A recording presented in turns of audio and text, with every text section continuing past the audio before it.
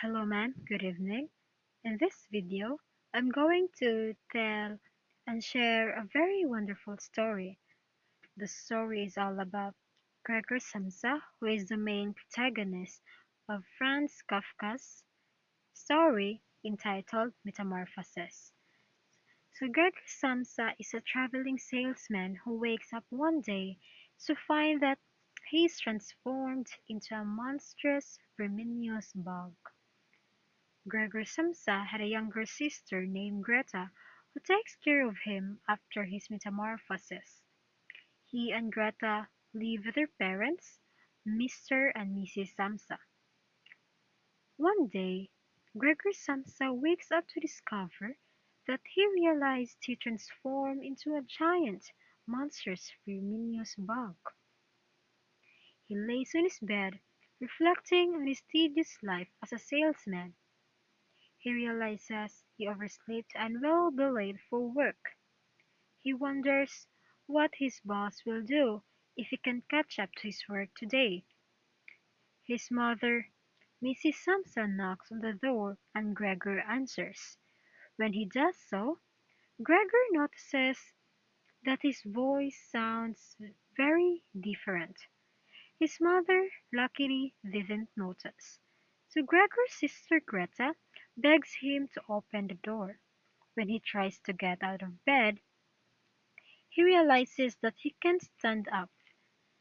Gregor hears his office manager outside of the door inquiring about his whereabouts. Gregor manages to roll his body off the bed onto the floor. He lets the clerks know that he will be out shortly. The office manager is offended and cautions him about the consequences of skipping work. He also notes that Gregor has been failing to satisfy his employees. Gregor's protests, but no one can decipher his words. They assume that he has fallen gravely ill. Finally, Gregor is able to open the door. His mother immediately faints upon seeing him in his transformed state. The office manager flees and runs when Gregor chases after him. His father corrals him back into the bedroom with a cane and a newspaper, and then suddenly Gregor Samsa falls asleep. When Gregor wakes up, he notices milk and bread in his room, and he is very, very hungry. His sister comes in, and she replaces the milk with rotting food scraps which Gregor quickly consumes.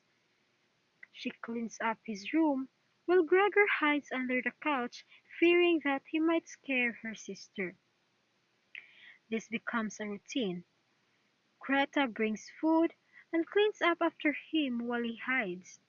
Gregor overhears his family members talk about their stressful financial situation.